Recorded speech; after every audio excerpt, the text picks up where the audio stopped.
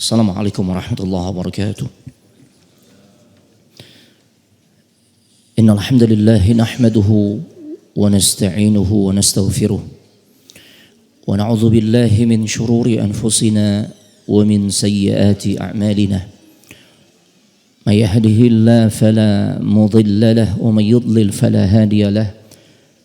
Ashhadu an la ilaha illallah wahdahu la syarika lahu wa ashhadu anna Muhammadan abduhu wa rasuluh la nabiyya wa la rasula ba'dah. Allahumma salli wa sallim ala nabiyyina Muhammadin wa ala alihi wa ashabihi ajma'in. Ya ayyuhalladzina amanu ittaqullaha haqqa tuqatih wa la tamutunna illa wa antum muslimun. Ya ayyuhalladzina amanu ittaqullaha وقولوا قولا سديدا يصلح لكم أعمالكم ويغفر لكم ذنوبكم ومن يطع الله ورسوله فقد فاز فوزا عظيما وبعد فإن أحسن الكلام كلام الله وخير الهدى هدى محمد صلى الله عليه وآله وسلم وشر الأمور محدثاتها وكل محدثة بدعة وكل بدعة ضلالة وكل ضلالة في النار. أما بعد أيها الإخوان والأخوات في الله أعزني الله وإياكم. Para ikhwan dan juga akhwat, saudara-saudariku, bapak, ibu serta adik-adik sekalian yang semoga dimuliakan oleh Allah Subhanahu wa taala. Alhamdulillah, kita sangat bersyukur kepada Allah Subhanahu wa taala.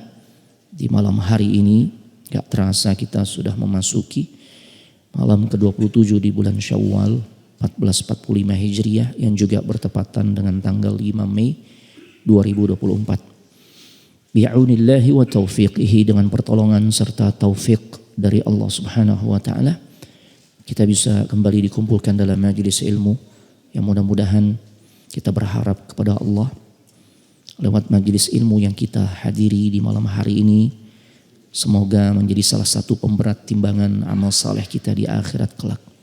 Dan tidak hanya itu, semoga lewat majelis ilmu yang istiqamah kita menghadirinya, semoga menjadi salah satu sebab yang akan memudahkan langkah kita semua untuk bisa dimasukkan ke dalam syurganya Allah Subhanahu wa taala. Baik, masih di momen Syawal dan ini pertemuan pertama ya. Saat sebelumnya kita rehat ya, memasuki musim Ramadan, ana mengucapkan taqabbalallahu minna wa minkum salihal a'mal. Semoga Allah menerima amal ibadah kita, amal saleh kita yang kita kerjakan di bulan suci Ramadan serta di bulan-bulan lainnya. Allahumma amin. Baik, Bapak Ibu serta adik-adik sekalian semoga dimuliakan oleh Allah Subhanahu wa taala. Pembahasan kajian kita di malam hari ini berkaitan dengan sirah 10 sahabat yang dijamin masuk surga. Kita masuk pada serial yang terakhir nih, yang sosok sahabat Sa'id ibn Zaid radhiyallahu taala anhu, semoga Allah meridhai dirinya. Memang dibandingkan dengan sahabat-sahabat lainnya yang masuk kategori 10 sahabat yang dijamin masuk surga atau Al-Ashrul Mubasysyaruna bil Jannah, yang 10 sahabat yang diberitakan bahwasanya mereka tuh dijamin surga. Sosok sahabat yang satu ini tidak begitu terkenal dibandingkan 9 sahabat lainnya. Namun demikian ya, tentu tidak mengurangi kemuliaan yang memang Allah berikan kepada sahabat ini. Ya, di antara keistimewaan yang Allah Subhanahu wa taala berikan kepada sahabat yang satu ini adalah tatkala beliau disebut dengan al-mujabud da'wah. Itu sosok sahabat yang doanya tuh diijabah oleh Allah Subhanahu wa taala.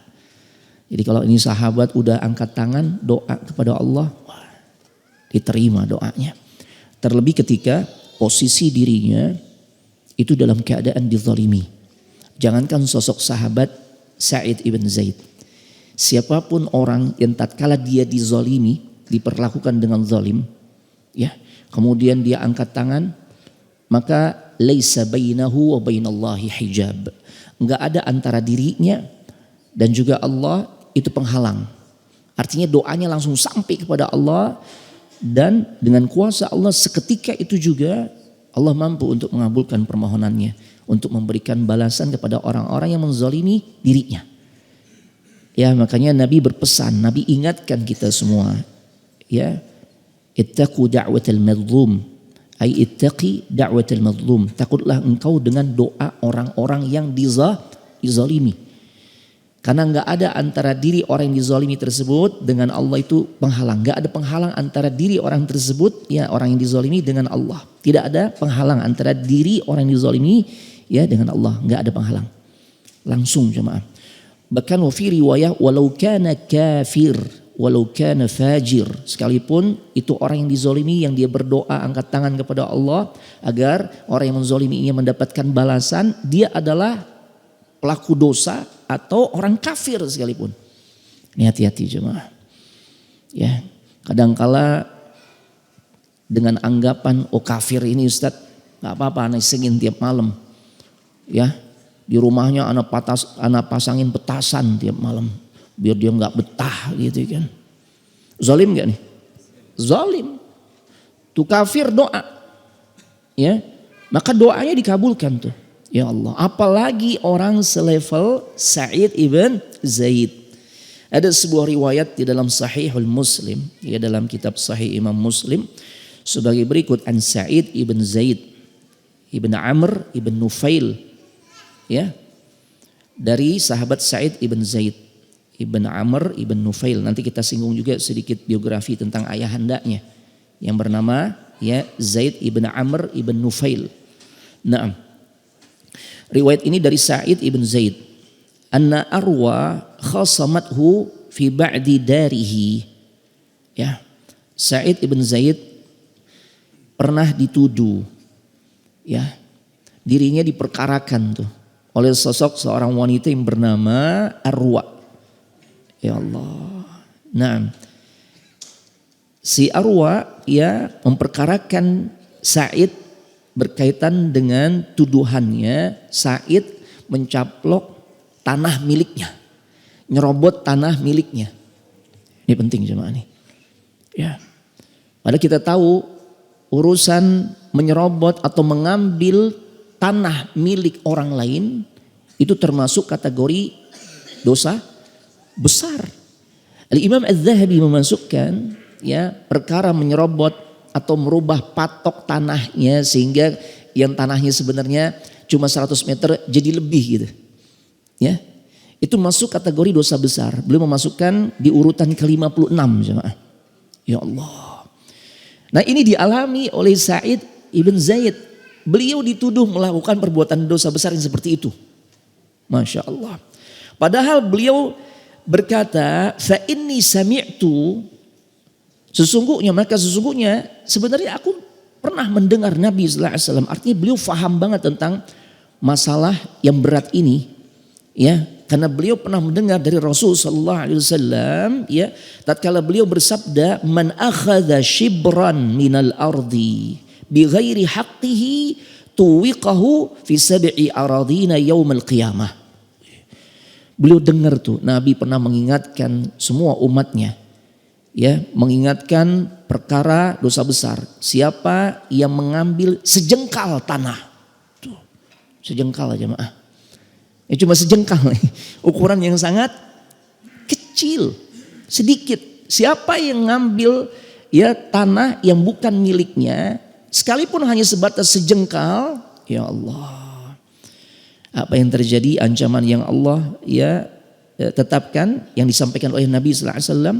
Dan itu dilakukan dengan cara bighairi haqqin, ya, bighairi haqqihi, dengan cara yang zalim karena mengambil hak orang lain. Ya, ancamannya adalah tuwiqahu fi sab'i aradina yaumil qiyamah, akan dikalungkan tuh nanti, ya, pada dirinya atau di lehernya, ya, 7 lapis bumi. Ya Allah. Nah, kita suruh mikul 2 pengki tanah aja, gimana kira-kira? Ya, kita yang bukan terbiasa, ya, dengan pekerjaan pekerjaan berat gitu ya, mencangkul, kemudian tanah cangkulannya itu, tanah yang kita cangkul itu kita masukkan ke pengki atau alat semisalnya, kemudian kita bawa, kita pikul, berat jemaah. Berat itu. Apalagi 7 lapis bumi. Ya Allah. Dengan sebab apa? Berapa yang dia ambil? 1 jengkal. Ya. Hati-hati nih. Kadangkala seorang tatkala bangun rumah nggak memperhatikan batasan-batasan tanahnya. Kan udah jelas tuh. BPN udah kasih batasan-batasannya sesuai sertifikat. Ya. Maka jangan sampai ini nanti ya dikit doang Ustaz, 20 cm ke depan buat nanam pohonan gitu ya. Tapi lebarnya tuh 20 meter. Ya, 20 meter kemudian kali 20 cm ke depan. Gede gak? Udah gede jemaah. Ini sejengkal aja ancamannya 7 lapis bumi nanti. Disuruh bawa tuh. Dikalungin pada dirinya. Na'udzubillah. Apalagi itu. Ya 20 cm kali 20 meter atau kali 10 meter. Ya. Apalagi yang sampai ratusan meter. Apalagi yang sampai hektaran. Serobot-serobot tanah milik orang. Na'udzubillah. La haula wa la quwwata illa billah. Dan ini dianggap biasa jemaah. Dianggap biasa. Ya. Nah berkaitan dengan hadis ini, ya, para ulama menjelaskan batas-batas tanah, wa fi riwayah manaral ard. Perbuatan seseorang yang masuk kategori dosa besar berkaitan dengan merubah patok atau batasan tanah. Di antara makna lainnya adalah tatkala seseorang suka merubah tanda-tanda penunjuk jalan sehingga membuat orang-orang tersesat. Itu juga ditafsirkan oleh para ulama seperti itu. Itu juga perbuatan dosa besar tuh. Ya, ujung-ujungnya nih orang jadi tersesat. Termasuk juga tuh kategori orang yang suka ngambil pelang-pelang penunjuk jalan. Ada di mana tuh? Di negeri mana yang kejadiannya seperti itu? Pelang jalan tol pada copot jemaah. Nggak ketahuan jejaknya. La haula wa la quwwata illa billah. Ya, atau di jalan-jalan protokol dan sebagainya itu penunjuk jalan nggak ada jemaah. Orang jadi keder tuh. Ini termasuk dalam cakupan ya ancaman ya hadis ini. Merubah tanda penunjuk jalan sehingga menjadikan banyak orang tersesat. Ya Allah, makanya kan kalau kita keluar rumah kita diajarkan doa tuh, selain doa yang sudah biasa kita baca. Bismillahirrahmanirrahim. La haula wa la quwwata illa billah. Subhanalladzi sakhkhara lana hadza wa ma kunna lahu muqrinin wa inna ila rabbina lamunqalibun. Ya itu kalau naik kendaraan. Kemudian di antara doa lainnya, Allahumma inni a'udzubika an adhilla aw udhal. Ya, wahai Allah, aku berlindung kepadamu agar jangan sampai saya tersesat ya Allah atau disesatkan. Tuh. Ya. Naam. Ini penting jemaah. Disesatkan secara hakiki, ya kita mau ke satu tempat tapi ternyata jadi nyasar. Atau nanya kepada orang, ya ternyata dibohongin. Kok kanan Pak, cepet. Wah taunya Masya Allah, kita dibikin nyasar. Nah kita berlindung kepada Allah tuh. Dari sesuatu yang bisa menyesatkan jalan kita tatkala kita menuju satu tujuan, satu tempat. Atau makna ini ya juga difahami oleh para ulama. Jangan sampai tatkala kita keluar rumah tujuannya ingin mendapatkan petunjuk. Hadir di sebuah kajian tapi ternyata kajian tersebut isinya adalah kesesatan. Iya kan? Ini nggak menutup kemungkinan nih. Ada orang yang sedang semangat-semangatnya ya ngaji. Hadir dalam majelis ilmu. Ternyata majelis ilmu yang dia hadiri berisikan kesesatan. Ajaran nabi palsu. Ada gak di kita? Banyak. Tuh. Yang dasar beragama itu lewat mimpi, lewat perasaan. Kan gitu ya? Nah, kayak begitu tuh. Sampai yang paling viral yang masih anget ya, fenomena habis teleponan sama Allah. Teleponan. Ya Allah, anak kalau deket dia ini anak tanya nomornya berapa gitu ya. La haula wala quwwata illa billah. Sampai kayak begitu tuh. Ya. Ya kan, kita kemarin lebaran hari Rabu ya. Hari Rabu kita lebaran. Jumat udah pada lebaran tuh komunitas. Ya, Jumat udah pada makan ketupat. Kita lagi masih puasa jemaah. Udah Idul Fitr mereka. Ketika ditanya ini kenapa beda dengan komunitas kaum muslimin pada umumnya. Anu pun beda ya jangan jauh-jauh lah sehari. Ya, kan seperti itu. Apa dikatakan? Udah teleponan sama Allah, udah nanya gitu loh. Ini luar biasa. Na'udzubillah wa nas'alullah al-afiyah.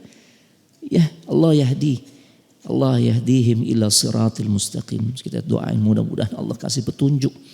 Ya, seperti itu jemaah. Ya, nah makanya berdoa kepada Allah jangan sampai kita disesatkan saat keluar rumah atau menyesatkan orang. An azilla au uzal. Berdoa lagi pada Allah, ya Allah, saya keluar rumah berlindung kepadamu, jangan sampai saya melakukan kesalahan atau disalahkan.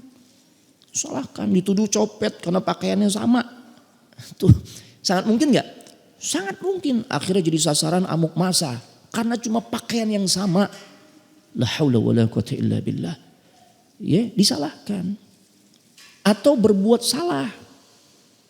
Sen kiri belok kanan.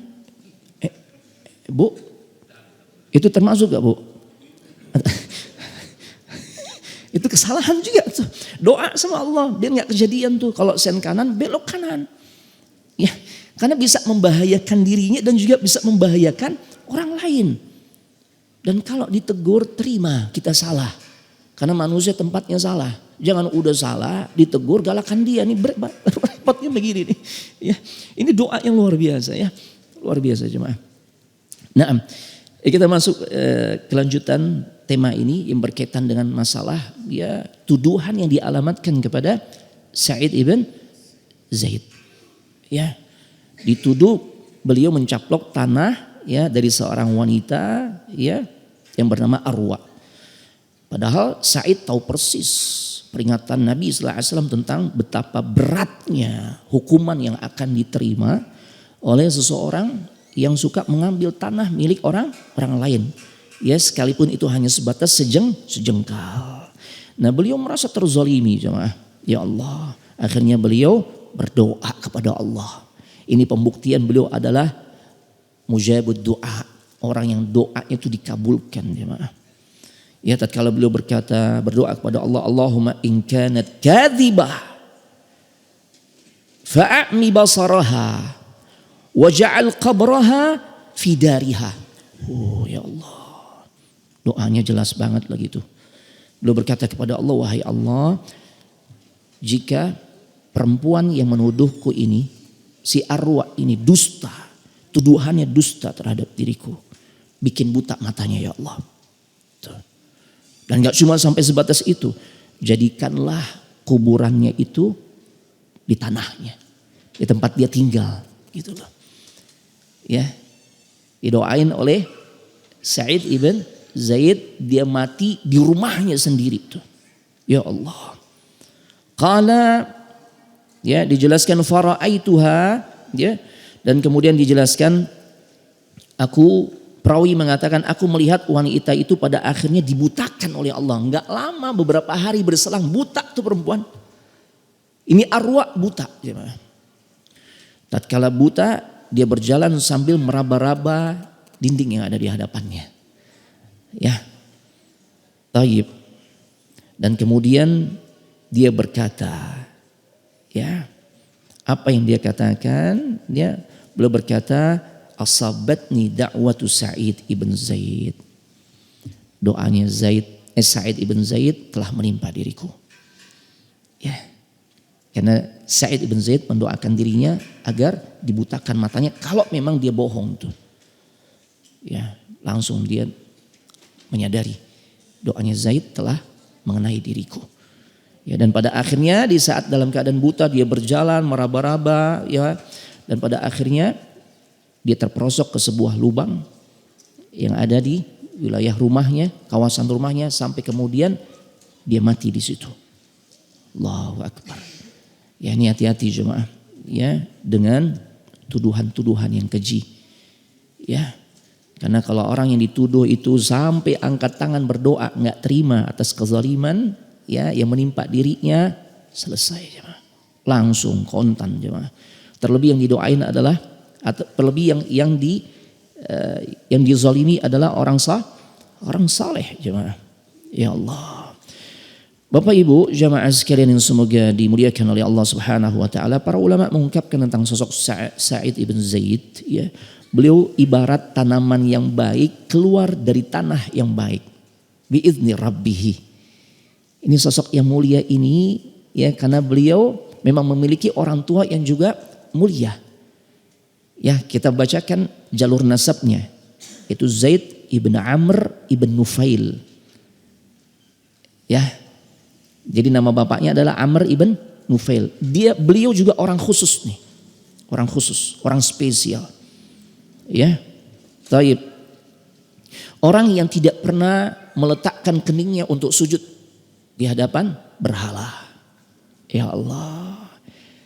Zaid ya Ibn Amr Ibn Nufail itu bapaknya ya. Zaid Ibn Amr Ibn Nufail ini bapaknya Sa'id ya. Beliau adalah orang yang spesial yang benar-benar mentauhidkan Allah.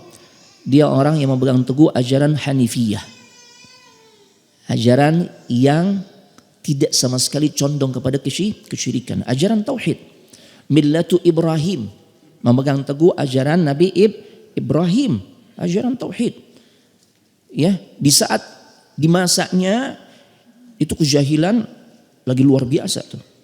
Manusia kebanyakan menyembah berhala. Tapi Zaid ibn Amr ibn Nufail, ayahnya Sa'id ibn Zaid, gak pernah mau beliau meletakkan keningnya untuk sujud kepada selain Allah.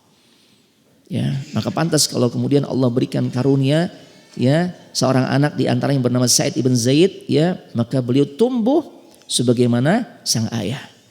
Orang-orang yang benar-benar orang yang sangat ya mentauhidkan Allah Subhanahu wa taala.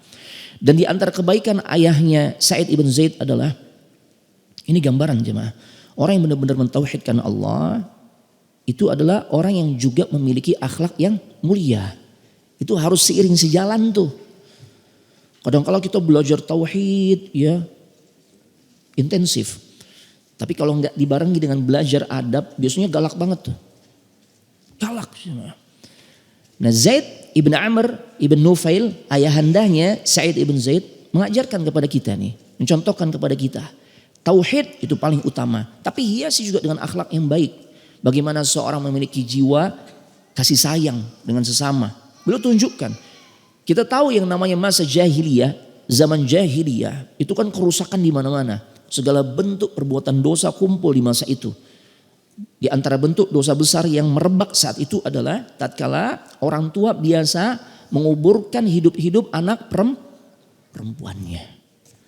Ya Allah. Zaid ibn Amr ya ibn Nufail ayahanda yang Sa'id, beliau tidak rela tatkala beliau mendapati ada orang yang di dekatnya sedang berusaha untuk membunuh anaknya dengan cara dikubur hidup-hidup. Ya. Kalau dia melihat ada seorang ayah, dia udah mulai bawa anaknya itu. Biasanya sebagian ahli tafsir menjelaskan, sebagian ulama menjelaskan pola mereka saat akan mengeksekusi anak-anak perempuannya itu biasanya didandanin dulu, dibikin seneng, kemudian diajak pergi. Dan ternyata diajak perginya itu untuk dibunuh. Ya, Zaid ibn Amr tahu tuh. Kalau ada perilaku seorang ayah yang hendak melakukan pembunuhan terhadap anak perempuannya, beliau mengatakan berhenti. Ya, jangan engkau membunuhnya. Kalau engkau membunuhnya, ya, maka tidak ada manfaatnya. Lebih baik engkau biarkan aku yang nanti akan merawatnya. Masya Allah. Dan pada akhirnya Zaid, ya ibn Amr ibn Nufail merawat anak tersebut. Dan ketika anak tersebut sudah tumbuh dewasa, ya, dia akan berkata, dia akan kembali temui ayahnya. Ya, kalau engkau berkenan, silakan kau ambil anakmu ini yang sudah kurawat sampai tumbuh dewasa. Ya, tapi jika engkau tidak berkenan, maka aku akan melanjutkan untuk terus merawatnya. Ini sisi kebaikan yang ditunjukkan oleh Zaid ibn Amr ibn Nufail, ayahandanya Sa'id ibn Zaid. Masya Allah. Ini orang baik banget. Ya. Dan beliau sekalipun orang-orang di masa itu semua menunjukkan ya kesyirikannya, tapi beliau tidak mau mengikuti apa yang dilakukan oleh kebanyakan orang. Ini sesuai dengan pesan Allah. Wa in tuti aktsara man fil ardi yudilluka an sabilillah. Jika engkau mengikuti apa yang dilakukan oleh kebanyakan manusia, maka ketahuilah apa yang dilakukan oleh kebanyakan manusia itu niscaya akan menyesatkan dirimu dari jalan Allah. Ya, itu berlaku juga di masa Zaid ibn Amr ibn Nufail. Kebanyakan udah biasa nyembah berhala. Tapi pijakan beliau di dalam beramal bukan ya berdasarkan apa yang dilakukan oleh kebanyakan manusia. Ini kaidah jemaah. Ini manhaj cara beragama. Ya, kebanyakan kita tuh nggak peduli dengan dalil-dalil yang mendasari amal kita. Yang penting kalau udah dilakukan oleh kebanyakan orang benar. Kenapa Anda lakukan ini? Nabi nggak pernah mencontohkan. Begitu pula generasi terbaik. Kebanyakan orang juga ngerjain ini Ustadz tuh kan. Ya. Nah, Zaid ibn Amr ibn Nufail bukan tipikal yang seperti itu. Dan begitulah seharusnya kita di dalam beragama. Harus kembali kepada petunjuk. Ya, Al-Quran dan Sunnah Nabi sallallahu alaihi wasallam. Al-Quran diturunkan oleh Allah sebagai hudan linnas, sebagai petunjuk bagi manusia. Maka kembali kepada Al-Quran, kembali kepada hadis yang merincikan, menjelaskan ayat-ayat yang ada di dalam Al-Quran yang masih sifatnya umum. Tuh. Makanya nggak benar juga kalau kita cuma mengambil Al-Quran saja sebagai dasar kita di dalam berhukum, beramal dan sebagainya. Nggak bisa. Makanya ada kelompok yang juga tersesat yang mereka disebut oleh para ulama dengan istilah inkarus sunnah.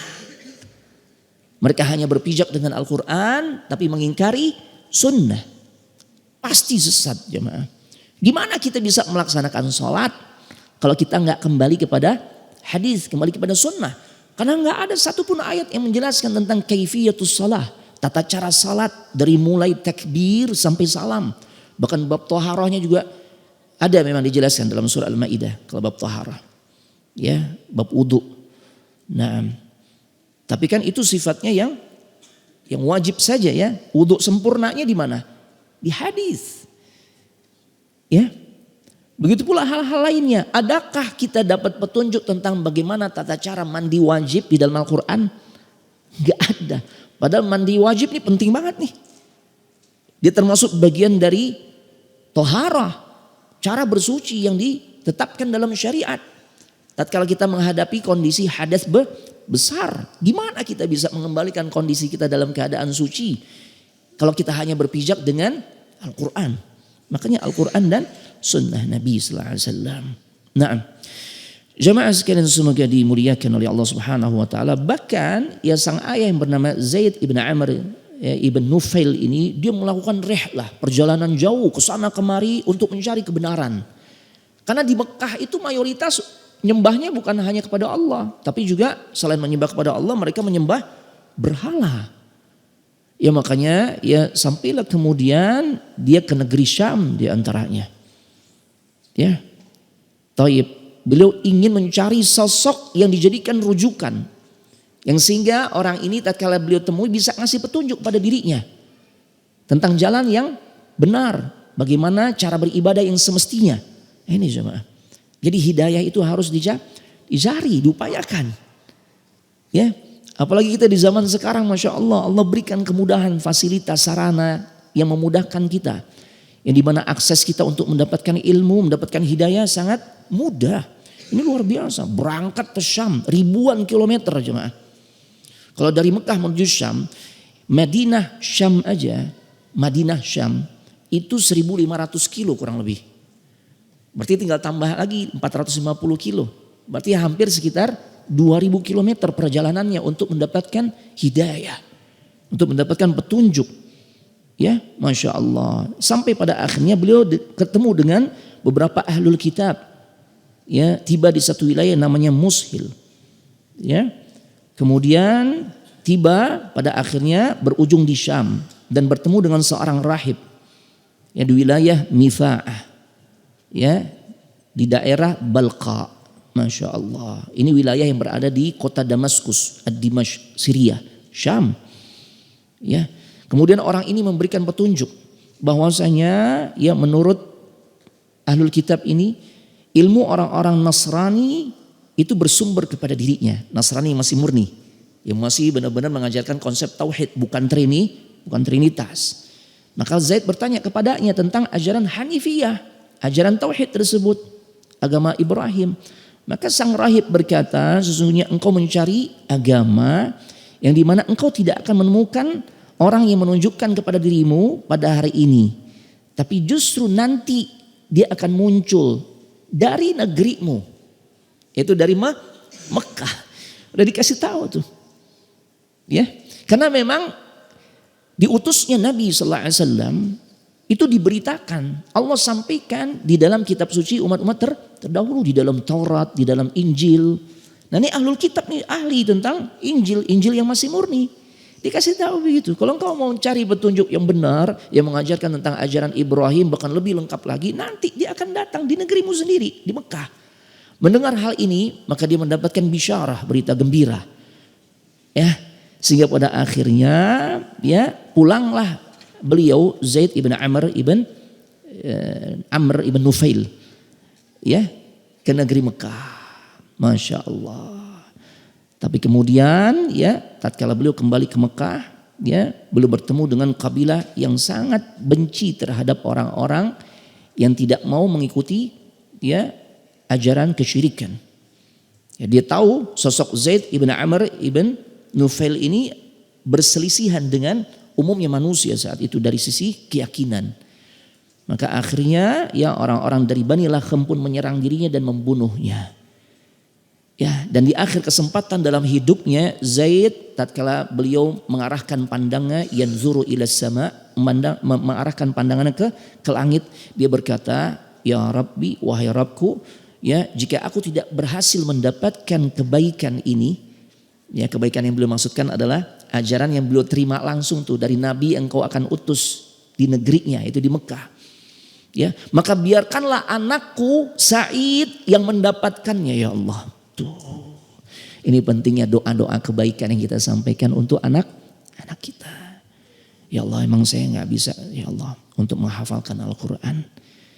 Ya dengan segala keterbatasan yang saya miliki sepertinya agak berat ya Allah. Tapi saya berharap semoga anak-anak saya ini nanti bisa menjadi penghafal Al-Quran.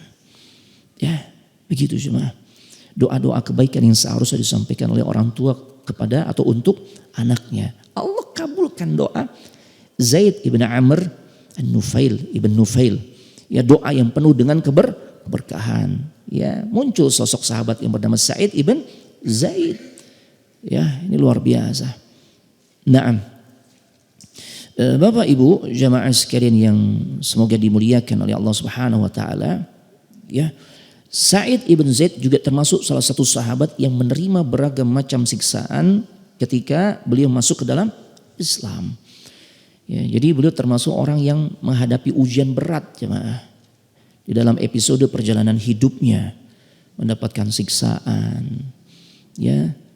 Dan gak bebas untuk mengamalkan ajaran Islam. Kalau kita kan enggak jemaah, ujian kita enggak sampai pada penyiksaan, larangan untuk mengerjakan ibadah, enggak. Ya, andai pun ada ujian, ya itu biasanya hanya di belakang kita aja, omongan-omongan negatif dan sebagainya. Belum seberapa. Jangan sampai menyurutkan langkah kita untuk komitmen di atas sunnah Nabi Sallallahu Alaihi Wasallam. Karena ujian kita enggak seberapa dibandingkan ujian yang diterima oleh para sahabat, di antaranya Sa'id ibn Zaid.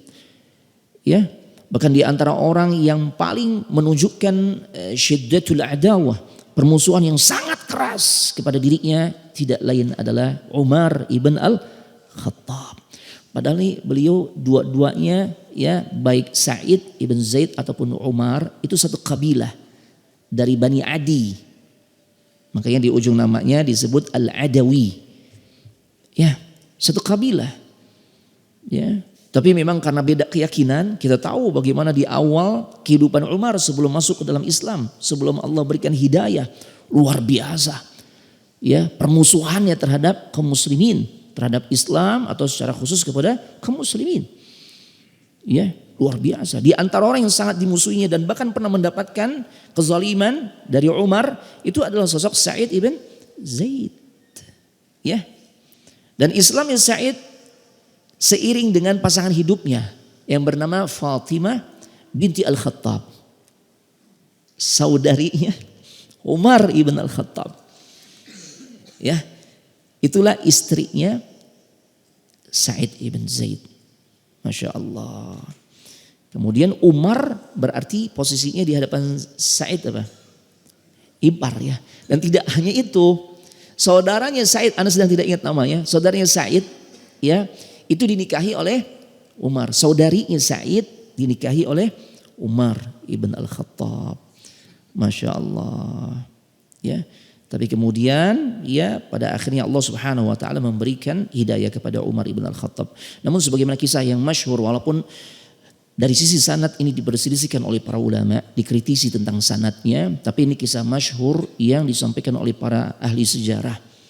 Ya, awal keislaman Umar itu tatkala beliau mendengarkan bacaan Al-Qur'an di rumahnya Sa'id. Ya. Yang saat itu Sa'id, kemudian istrinya Fatimah bintu Al-Khattab sedang belajar dengan seorang sahabat. Siapa namanya sahabatnya? Allah Khabbab. Ya, nah seperti itu. Yang kemudian Umar mendengar dari luar, nih bacaan apa nih? Apa yang dibaca nih? Tapi kemudian disembunyikan oleh Fatimah. Ya, dan kemudian Umar memaksa sehingga terjadilah ya kekerasan yang dilakukan oleh Umar. Dia pukul Sa'id ibn Zaid yang berusaha melindungi sang istri. Bahkan enggak cuma itu, sang adik pun enggak luput dari kezaliman atau kekerasan, tindakan kekerasan dilakukan oleh Umar ibn Al-Khattab. Tapi kemudian berawal dari situlah kemudian pada akhirnya hatinya Umar menjadi luluh. Tatkala ya beliau dipersilakan untuk membaca lembaran yang berisikan surah Taha. Ya, Masya Allah. Kemuliaan besar sosok Sa'id ibn Zaid. Dari Sa'id ibn Zaid bahwasanya Nabi bersabda, uskun Hira, fama alaika illa nabiyyun aw siddiq aw syahid. Saat itu Nabi sallallahu alaihi wasallam ya bersama beberapa orang sahabat, di antaranya Abu Bakar, Umar, Utsman, Ali, Talha, Zubair, Sa'ad, Abdurrahman dan Sa'id ibn Zaid. Dan ternyata kondisinya Hira, Jabal Nur bergetar. Rasul katakan, tenanglah wahai Hira, karena di atasmu ada seorang nabi, ada seorang yang mendapatkan julukan atau gelar As-Siddiq yaitu Abu Bakar, dan orang-orang yang mati syahid. Di antaranya adalah Sa'id ibn Zaid. Naam, barakallahu fikum. Kita lanjut setelah melaksanakan salat Isya. Assalamualaikum warahmatullahi wabarakatuh. Assalamualaikum warahmatullahi wabarakatuh. Bismillah walhamdulillah wassalatu wassalamu ala rasulillah wa ala alihi wa ashabihi wa man tabi'ahu wa mawala, la hawla wa la quwwata illa billah, amma ba'd. Bapak Ibu, adik-adik sekalian yang semoga dimuliakan oleh Allah Subhanahu wa taala. Di antara keistimewaan Sa'id ibn Zaid, beliau hampir selalu ikut serta di dalam peperangan-peperangan yang di situ tentunya ada Nabi sallallahu alaihi wasallam membersamai kaum muslimin. Ya, jadi hampir di seluruh peperangan kecuali perang Badar jemaah. Sa'id ibn Zaid enggak ikut, tapi ketidakikut sertaan dirinya di perang Badar bukan karena mangkir dari peperangan atau karena beliau tidak ingin mendapatkan ya keutamaan berjihad di jalan Allah, bukan, karena beliau memang mendapatkan tugas khusus dari Nabi sallallahu alaihi wasallam. Ya. Tatkala beliau memang ditugaskan menuju ke arah Syam untuk memantau pergerakan Abu Sufyan bersama kafilah dagangnya. Ya. Jadi itu tugas berat juga. Nah, pada akhirnya sekalipun beliau tidak ikut serta di dalam perang Badar, karena saat beliau tiba kembali ke Madinah, perang baru usai. Ya. Tapi Nabi tetap menghargai dirinya.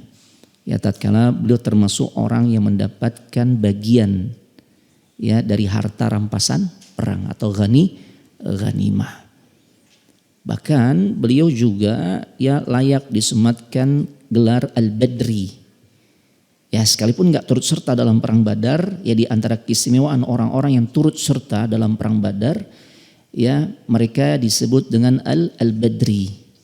Dan itu enggak berlaku pada perang-perang yang lain. Yang ikut perang Uhud disebut Uhudi, Khandaqi, dan sebagainya. Enggak, itu cuma ada di perang Badar. Ya, taib. Nah, beliau sedang menjalankan misi khusus. Ya, jadi ikut sertaan dirinya di perang Badar bukan karena ya beliau enggak ingin berjihad, bukan, tapi karena beliau ya mendapatkan tugas dari Nabi sallallahu alaihi wasallam. Ya. Bapak Ibu jamaah sekalian semoga dimuliakan oleh Allah Subhanahu wa taala, di antara kisah heroik yang dicatat juga di dalam sejarah tentang sepak terjang Sa'id ibn Zaid di beberapa kancah peperangan di medan jihad, yaitu tatkala terjadi perang Yarmuk. Ya. Naam, di perang Yarmuk kekuatan kaum muslimin itu hanya ada 24.000 pasukan jemaah, melawan kurang lebih sekitar 120.000 pasukan Romawi. Luar biasa. Ya, 24.000 lawan 120.000-an. Dan di antara sosok yang sangat disorot karena keberaniannya yang menghancurkan kekuatan orang-orang Romawi, ini sosok Sa'id ibn Zaid. Sampai orang-orang bersaksi ya di saat dirinya berperang melawan orang-orang Romawi diibaratkan seperti singa. Ya, tidaklah setiap musuh yang dihadapi melainkan ya dia berhasil untuk melumpuhkannya. Jadi ini sosok Sa'id ibn Zaid, ya, masya Allah. Kemudian di antara maziyah atau kelebihan yang Allah Subhanahu wa taala berikan pada diri sosok Sa'id ibn Zaid, beliau termasuk juga sahabat yang meriwayatkan hadis dari Nabi sallallahu alaihi wasallam, walaupun jumlahnya enggak terlalu banyak, paling tidak dicatat oleh para ahlul hadis, ya. Jumlah hadis yang berasal dari jalur periwayatan Sa'id ibn Zaid itu ada sekitar 48 hadis. Ya. Bahkan di antara jumlah tersebut ada hadis yang dimana sangat masyhur, yang dimana Nabi sallallahu alaihi wasallam menyampaikan tentang orang-orang yang mati syahid. Ya, jadi gelar kesyahidan itu tidak hanya didapatkan oleh orang-orang yang berjihad di jalan Allah di kancah peperangan. Ya, tapi juga bisa didapatkan kesyahidan itu lewat pintu-pintu yang lain. Nah, hadisnya diriwayatkan melalui jalan sahabat Sa'id ibn Zaid. An Sa'id ibn Zaid radhiyallahu taala anhu, sami'tu Rasulullah sallallahu alaihi wasallam yaqul, aku pernah mendengar Nabi sallallahu alaihi wasallam bersabda, man qutila duna malihi fahuwa syahid. Apa yang beliau dengar dari Nabi sallallahu alaihi wasallam? Beliau katakan, ya, Nabi bersabda, orang yang terbunuh karena ngebela hartanya, ya, maka dia mendapatkan kesyahidan. Di tengah jalan, na'udzubillah, dibegal. Kemudian dia berusaha pertahankan harta yang dia miliki. Dia lawan tuh begal, mati. Maka matinya syahid. Masya Allah. Ya, wa man qutila duna damihi fahuwa syahid. Ya, begitu pula orang yang terbunuh karena membela darahnya, maka itu pun syahid. Wa man qutila duna ya dinihi fahuwa syahid. Ini apalagi jelas nih. Seorang yang terbunuh karena membela agamanya itu, ya, maka dia syahid. Makanya sosok-sosok seperti Sumayyah, ya, Yasir, ini kan orang-orang yang terbunuh karena membela agamanya. Ya, masya Allah. Dan para sahabat yang lainnya yang mati di medan pertempuran, masya Allah, mereka mati syahid. Taib. Wa man qutila duna ahlihi fahuwa syahid. Ya, dan orang yang terbunuh karena membela keluarganya, dia pun mati syahid. Ya, ini jemaah, di antara kesyahidan yang Allah sediakan pintu-pintunya itu tidak hanya ternyata di medan pertempuran, jemaah. Taib. Kemudian Sa'id ibn Zaid al-Adawi radhiyallahu taala anhu, beliau meninggal ya di wilayah Aqiq, ya, di tahun ke-51 Hijriah. Usianya cukup panjang, ya, masuk kategori umur yang panjang di kalangan umat Nabi Muhammad, ya, sallallahu alaihi wa alihi wasallam. Beliau usianya 73 tahun, kurang lebih 73 atau 74 tahun. Ya, di kalangan umat Nabi Muhammad ini umur yang panjang sih gitu kan. Karena Nabi sudah berikan bocoran, a'maru ummati baina 60 ila 70. Rata-rata umur umatku itu rentang antara 60 sampai 70 tahun. Sedikit sekali yang melampaui usia di atas 70 tahun. Ya makanya silakan kalau mau minta panjang umur kepada Allah, minta. Boleh. Cuma jangan berhenti permintaannya hanya sebatas panjang umur. Buat ngapain? Ini penting nih. Untuk apa panjang umur kalau ternyata kehidupannya yang panjang di alam dunia ini untuk numpuk-numpuk dosa. Gitu ya. Minta ya Allah panjangkan umur saya ya Allah. Agar saya bisa terus beribadah kepada dirimu. Memperbaiki diri dan sebagainya. Mudah-mudahan kita termasuk apa yang Nabi juga sabdakan. Khairukum man tala umruhu wa hasuna amaluh. Sebaik-baik kalian adalah yang Allah berikan karunia umur yang panjang dan baik pula amalnya. Silakan. Sebagaimana kita minta rizki kepada Allah. Ya, boleh. Tapi jangan berhenti sampai hanya sebatas kita minta diberikan rizki yang banyak jadi orang kaya. Hanya sebatas itu jangan. Kita sampaikan lagi kepada Allah yang dengan kekayaan tersebut saya bisa berbagi. Saya bisa beribadah yang lebih maksimal. Karena gak sedikit ibadah-ibadah yang memang membutuhkan harta.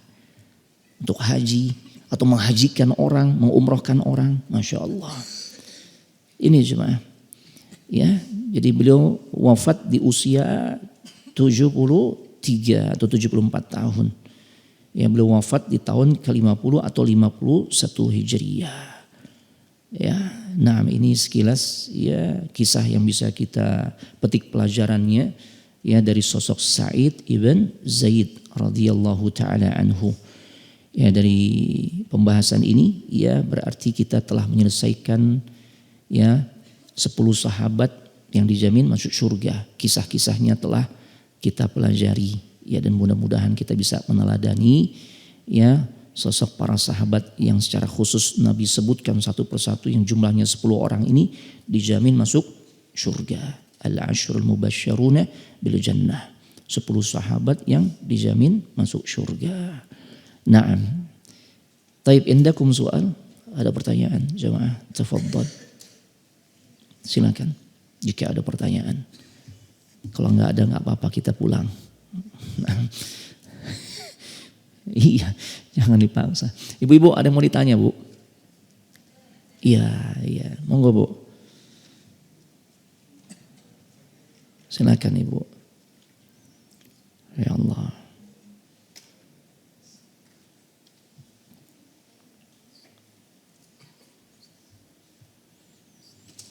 Ahlan, marhaba. Kif halak, Ustaz? Masyaallah, jazakallahu khair.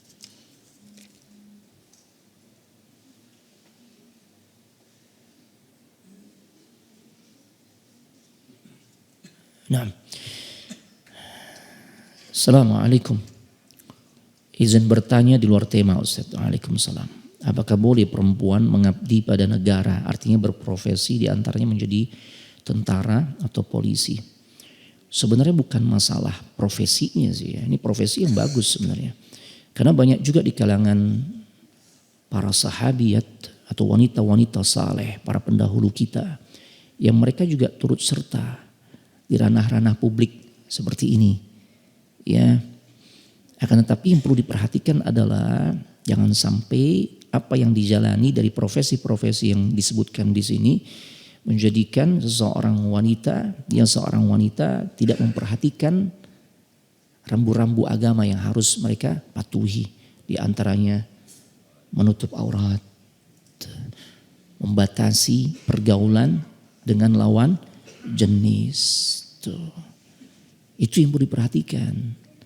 Ya, kalau memang bisa diterapkan yang seperti itu, fadhol, silakan. Ya, walaupun nanti perlu disesuaikan dengan ya kodrat yang Allah Subhanahu wa taala berikan juga pada diri seorang wanita. Ya, seorang menjadi abdi negara, misalnya dia masuk di dalam institusi tentara ataupun Polri ya atau polisi gitu ya. Maka insya Allah jika memang ada nilai manfaat dan tidak melanggar rambu-rambu syariat di dalam penerapannya ya khususnya bagi seorang wanita ya boleh. Cuma kalau ternyata justru menjadikan seorang wanita nggak bisa tuh dia melaksanakan kewajiban-kewajiban yang Allah tetapkan bagi dirinya di dalam bab sitrul aurah, menutup aurat, membatasi dengan lawan jenis, belum adab-adab lainnya. Kan perempuan kalau keluar rumah tuh ketat jemaah. Di antaranya mereka tidak diperkenankan untuk memakai wangi-wangian dan sebagainya. Tidak diperkenankan juga bersolek. Boleh bersolek, boleh pakai parfum, tapi buat siapa Bu? Suami. Gitu lah. Selama hal-hal seperti itu dan banyak lainnya sebenarnya, ya benar-benar bisa diterapkan oleh seorang wanita, maka boleh-boleh saja. Tapi kalau memang tidak, ya tentu harus dikaji ulang. Ya harus dikaji ulang, ya berarti ya insya Allah pastinya akan ada profesi yang lebih sesuai bagi seorang wanita. Nah, karena urusan di mana kita berkiprah, ya di mana kita bekerja itu tidak hanya sebatas dimensinya berhenti sampai di dunia. Tapi kita juga pengen ya dari apa yang kita jalani dari aktivitas keseharian seseorang itu juga pada akhirnya bisa mengantarkan dirinya ya ke surganya Allah. Ya, dijadikan sebagai sarana ibadah, bukan justru menjadi sebab seseorang menjadi lebih mudah jatuh pada perbuatan dosa. Taib, ini bisa Anda sampaikan, ada lagi? Jika tidak ada, maka kita cukupkan. Ada, ayo fadhal. Fadhal Bapak. Waalaikumsalam warahmatullahi wabarakatuh. Ya. Pertanyaan saya terkait dengan perbuatan zolim. Ayo. Jika kita terzolimi ya oleh siapapun, seseorang misalnya, ya. Apakah boleh kita mendoakan keburukan bagi dia? Nah. Atau sebaiknya kita mendoakan kebaikan? Terima kasih Ustaz. Nah, barakallahu fiik. Ya. Pertama perlu difahami, zalim itu adalah wad'u syai' min ghairi mahalli. Ya, ay fi ghairi mahalli. Meletakkan sesuatu tidak pada tempatnya. Naam. Dan tatkala seseorang mendapatkan kezaliman dari orang lain, bolehkah dia mendoakan keburukan? Gitu ya. Atau mana yang lebih baik dibandingkan dengan memaafkannya? Ya, boleh, yang jelas boleh dia menuntut kepada Allah Subhanahu wa taala agar orang yang berbuat zalim kepada dirinya mendapatkan keburukan, sebagaimana kisah yang baru saja kita dengarkan, ya, sosok Sa'id ibn Zaid melakukan hal itu. Ya, walaupun pastinya ada hikmah-hikmah yang bisa kita petik.